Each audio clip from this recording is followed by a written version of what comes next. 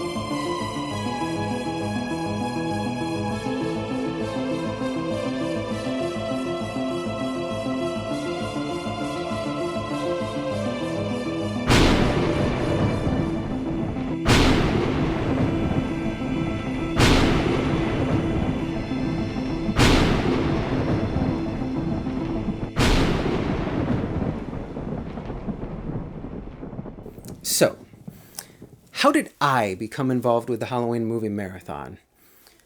As a founding member of the 8-Ball Cult, I've been there since the beginning. In fact, I hosted the very first Halloween Movie Marathon, and I'm proud to be part of the history. Chase and I, we were friends since preschool. We'd kind of been friends. We hadn't gone to the same elementary school, but we were best friends in preschool, and then we just kind of still called each other once in a while and still hung out.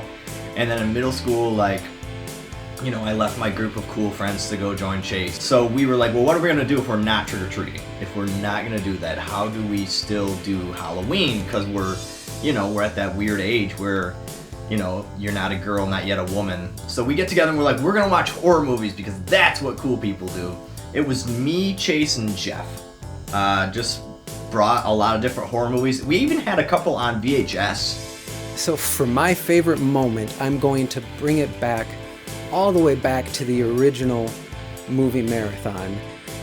All during the night, we would break up into groups and go out into the woods with camcorders and flashlights and make these just terrible little Blair Witch style films throughout the night, and then kind of put it together and watch it all at the end. It was fun. The next year, same thing happened. And then junior year, same thing, but Nick came along. I'm going to need some festive Halloween-style gifts. There. I don't think I was there for the first one. I think I was there starting on the second one. So year 2. The next year is when, for whatever reason, we just had everybody come. I was a year younger than most of the people, all the people who were doing the Halloween movie marathon at that point. And I'd heard about it freshman year and was like, it sounds like something I would love to do, but everyone made me sit at a separate table and watch them eat. Chase was going to tour college. He was going to check out Anderson that same day, and then he was going to come back that night and we were going to go to his house. Nobody's there. Lights are off. I mean, it was 10 o'clock at night or something. It was later-ish. And Chase is definitely not there. So then we're like, well, where do we go? And then Chad basically told me that. He's like, hey, our normal setup fell through. We're going to come to your house and we're going to watch horror movies because we know your house has no adult supervision whatsoever. And I was like, oh yeah, it's actually true. Oh, hello, I didn't see you there. I was just reading the Haunted History of Kalamazoo. I understand that there's some questions for me, Matt Murdock, the subject of today's interview. I am friends with Zach Sheneman.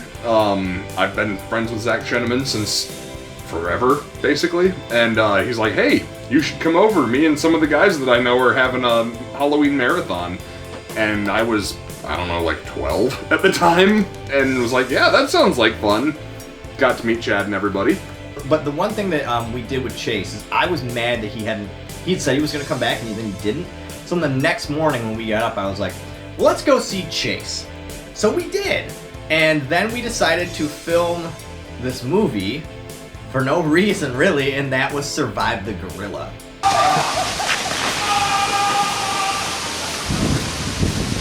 This reality show is gonna have some bad ratings. I really had fun filming Survive the Gorilla. It was, I think, senior year of high school. And just being able to film it all outside on Chase's property, having Jake in a gorilla suit beating up a orgasming pygmy. But I think that was sort of my initiation officially into all shenanigans, 8-Ball and otherwise. And we had a group then called the 8-Ball Cult. And there was this 8-ball that was like always right if you shook it. I mean, it was probably like right 50% of the time, but it was enough that we were like, sweet. I don't know if it was that or 2008 was the Michigan Mudstorm. 2008. Okay, 2008. Okay, that definitely happened. 2008 is the year that I really thought it was going to fall apart. It was 2008, and I had come back from Grand Valley. It was the year that the Halloween movie marathon almost died. Right. And we watched The Descent, and we watched Halloween, and we watched Nightmare on Elm Street. And it was Nightmare on Elm Street that was from. Yes.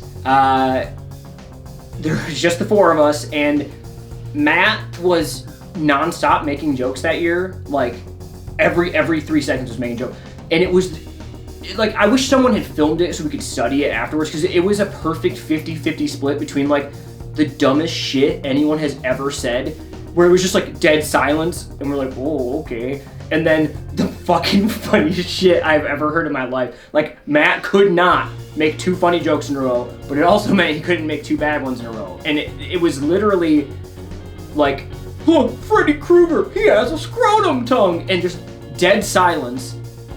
And then he did ain't that fucked up, like back to back. And it's like, scrotum tongue is funny because it's so bad. Again, it's just circling back around into funny because we all were just like staring at each other like, is he having a stroke?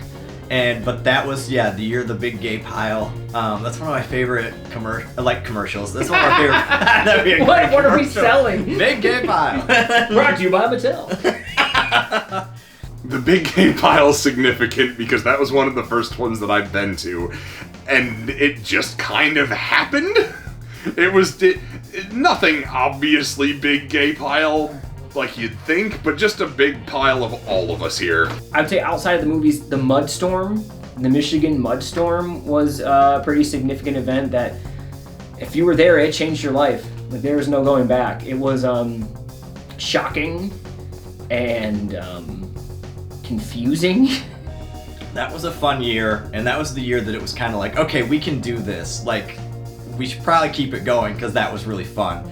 2009, though, major twist happened. First of all, we moved up to Grand Rapids, and then also that same year, we allowed a woman. Allowed. We did. We gave her permission to enter. Which is usually the opposite. Yeah, exactly. Oh, okay, all right.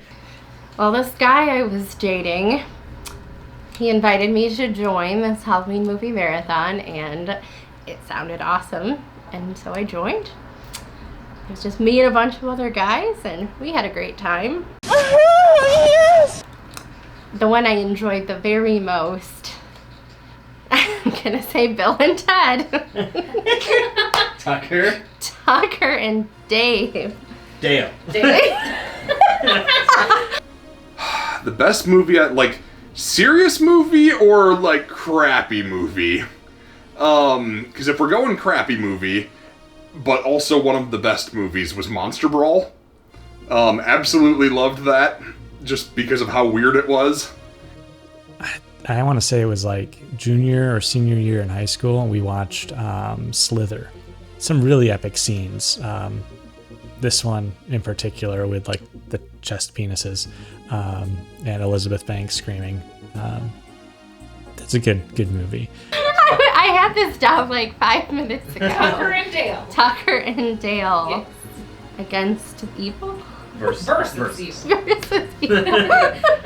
We're fighting somebody. Bill and Ted. The year that we kind of buckled down and watched some conventional celebrated horror movies, like we watched The Descent, we watched Halloween.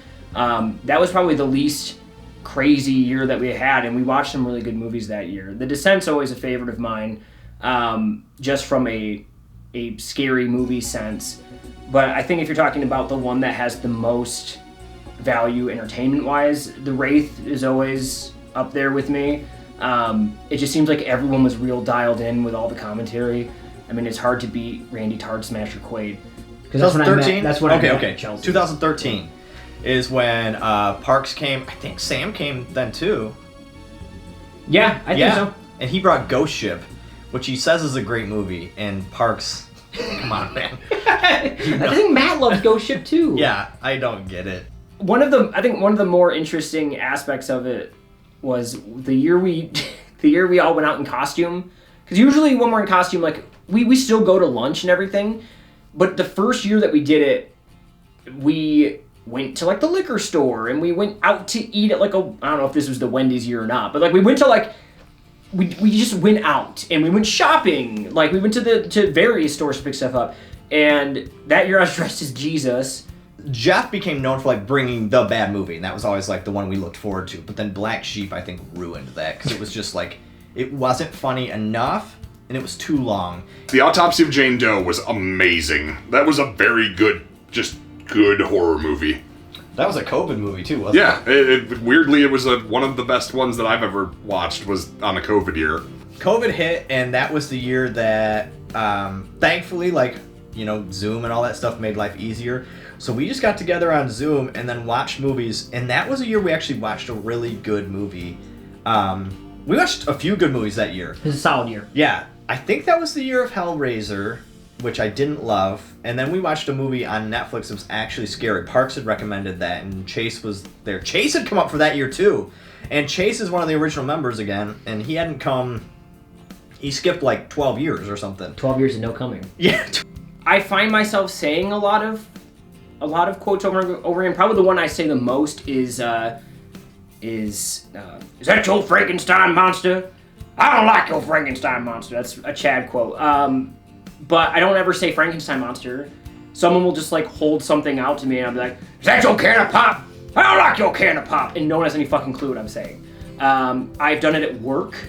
I've done it at weddings, at funerals. Is that your corpse? I don't like your corpse. I don't like grandma's corpse. I don't know, the whole Volda baby thing, He Who Shall Not Be Changed, was pretty good. And almost anything from The Wraith.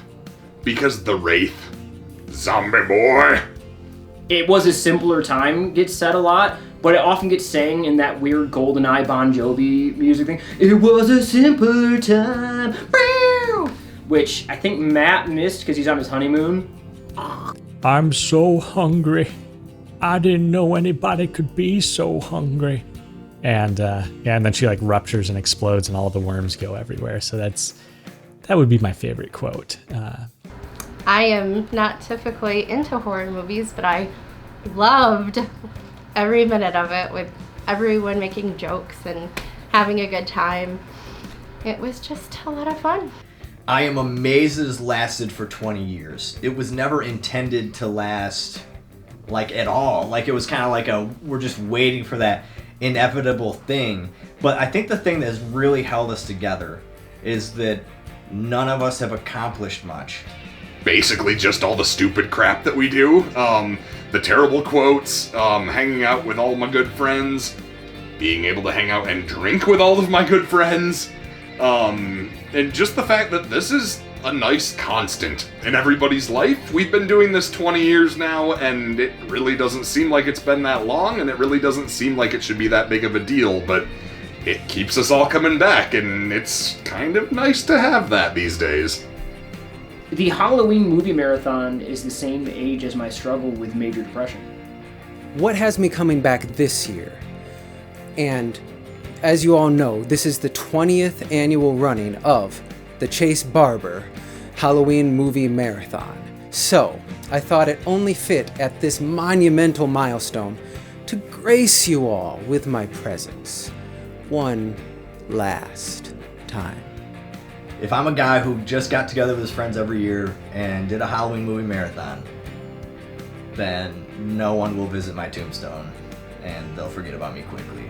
I just love everyone. It's a great group. Lots of jokes and good times. Just all chill and have some alcohol and have some good times. What keeps me coming or brought me back? It's a hard one. It's a really hard question to answer. There's so many good things about the movie marathon, and it's really hard to just choose one. You know, there's great people, food. I would say probably the food in the movies are the things that make me come back. Yeah, the food in the movies for sure. I would love to keep this going forever. I just hope we do this forever. I love you guys. I'm super stoked for another 20 years. Thank you again, everyone, for joining us this evening for the 20th annual Chase Barber Halloween Movie Marathon Spectacular. Enjoy your evening responsibly, and do remember, complimentary blowjobs will be provided. See Zach for more details. Enjoy the evening and have a great show. Blood Diner was great, but no one ever wants to watch it. The 3 or 4 people that stayed up to watch Blood Diner, you know if you know. That was I feel like that was 2014. We have a list. We have a list. We made a list of all the movies.